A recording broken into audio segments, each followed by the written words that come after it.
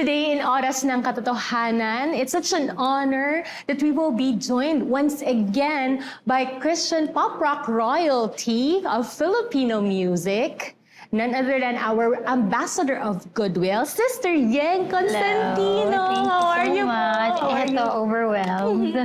Super happy. Praise God.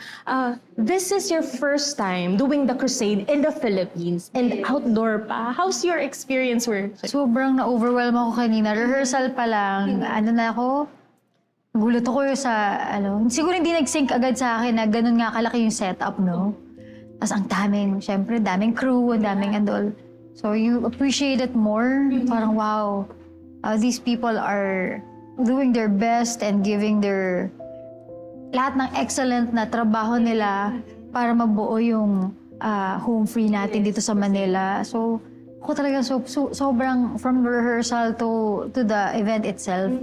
I'm just so happy. Praise God. And how's your experience worshiping with those thousands of brethren and friends dito sa Pilipinas? It was truly a memorable experience for me, especially seeing yung mga tao, how much they appreciate my music, no?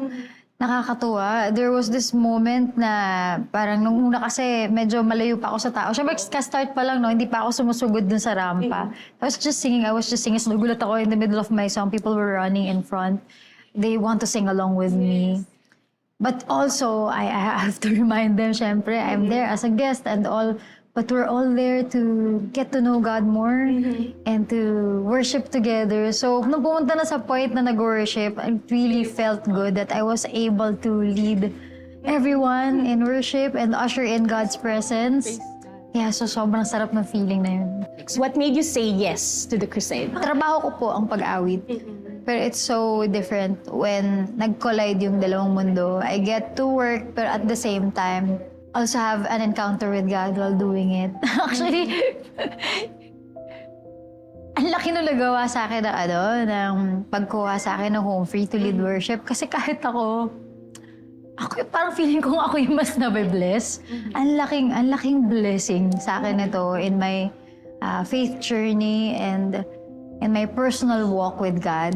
There's more to life. Meron pang ibang level ng joy pala akong pwedeng ma-experience.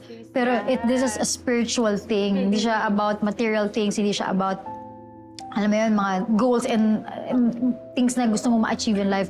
This is more so personal, so deep. And I'm sharing that with these people while worshiping. So, ang dami ko sinabi. Pero that's how I can describe kung ano yung ano ko. Ang daming mga realization sa'yo with the help of the Home Free Global. Yeah, personally. Siyempre, tignan ng mga tao, parang, bihasa na siya. Hindi nga ninyo alam kahit ako. Meron nangyayari sa akin while worshiping. While I'm there, tinatagpo din ako ni God. Every time sasabihin ako, bumabalik din yun sa skull ko, tapos bumabalik ko pumunta sa heart ko. Ako din yun, Lord, ha? You're so grateful sa mga na-achieve mo, but somehow, may butas pa rin. There's that God hole in our hearts talaga. Yes, Jesus lang talaga makakapuno eh. Can you tell us more? What are you looking forward po in this Home Free Global Crusade, Save, Heal, Deliver? Ang nilook forward ko actually is yung preaching ni Apostol. Kaya kanina, even tapos na yung set ko, nasa gilid na ako, nakikinig ako. He's always making preachings that are customized sa bawat lugar. And I loved yung preaching kanina about questions. Lahat ng tao ay may tanong. Ano ang katanungan mo na gusto mong masagot ng Panginoon? I love that. I love that he's not afraid na magkaroon ng katanungan ng mga tao sa damdamin nila. Sapagkat tayo mga anak ng Diyos.